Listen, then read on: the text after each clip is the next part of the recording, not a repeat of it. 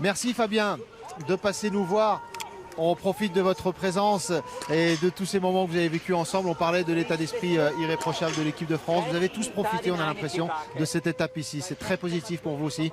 Oui, c'est très positif l'ambiance. Après, les performances pour moi, elles n'ont pas été au rendez-vous. En tout cas, j'ai pas réussi à faire le job comme sur le pas de tir comme j'ai pu le faire depuis le début de la saison. Et voilà, c'est pas grave.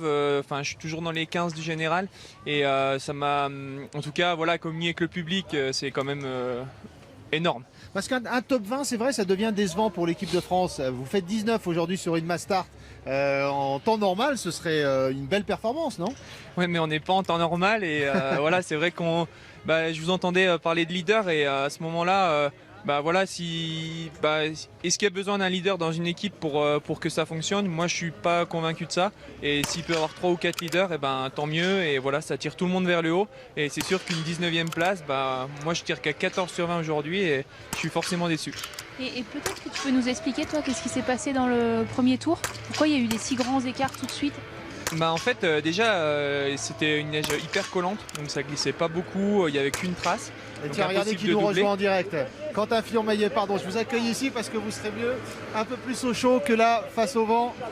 Voilà, on est en direct, on va s'échanger, voilà, allez-y. Tiens, salut. Hop là, Fabien, mettez-vous à côté de moi et Fabien va se mettre. Et oh là, on est en train de s'emmêler. C'est pas grave, ça compte pas. Voilà, Quentin, on disait avec Fabien que même une 19e place, on est très déçus finalement. Vous avez élevé le niveau tellement haut que vous le décevez avec une 19e place. Non, c'est... on a élevé le niveau tellement haut que c'est vrai qu'on a l'impression qu'une 19e place c'est moyen, mais voilà, il faut juste qu'il se rassure, il a un super niveau.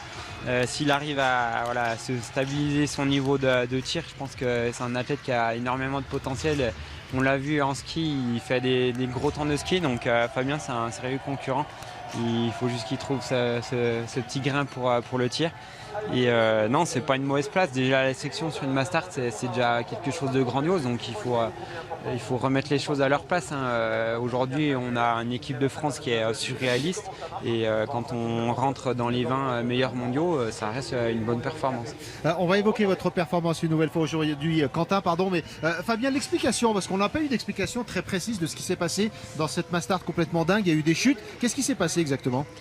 Alors ceux qui étaient devant, ils n'ont pas vu parce qu'en fait ça s'est passé, tout le monde part avec son dossard et en fait c'est le dossard 13 et le dossard 14 qui s'accrochent, donc là à ce moment-là tout le monde tient sa place, notamment en plus il n'y a qu'une trace, donc tout le monde est en file indienne et donc Erlen Bjørntegard et Johannes Kuhn ils s'accrochent, l'Allemand casse ses 2 skis, Bjørntegard finit dans les filets et en fait c'était juste avant la passerelle et la passerelle on sait que ça tamponne à ce moment-là et que ça va déjà créer des écarts.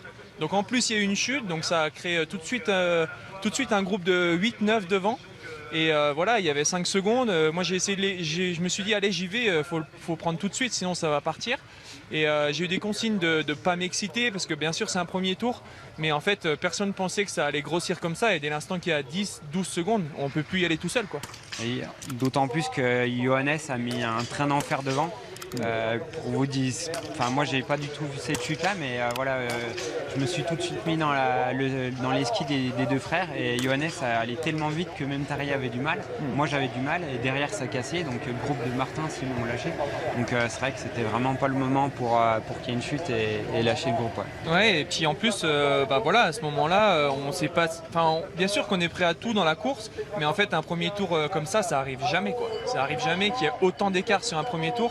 Quand on sait la densité qu'il y a de tous les skieurs du plateau.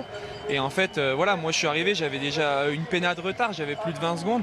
Et j'étais énervé. Et en fait, j'ai essayé d'attaquer mon tir, mais en précipitant, j'ai mis des balles ultra loin, j'ai fait n'importe quoi. Et en fait, je me suis fait sanctionner direct, quoi. Je suis parti sur l'anneau et là, j'ai dit, mais pourquoi t'as fait ça, quoi? Sauf que c'était trop tard, en fait. Et je pense que c'est un petit manque d'expérience qui fait que la prochaine fois je poserai mon tir, j'essaierai de ressortir avec 0 et pour lancer la course, quoi. La prochaine fois ce sera en janvier, d'ici là de bonnes fêtes.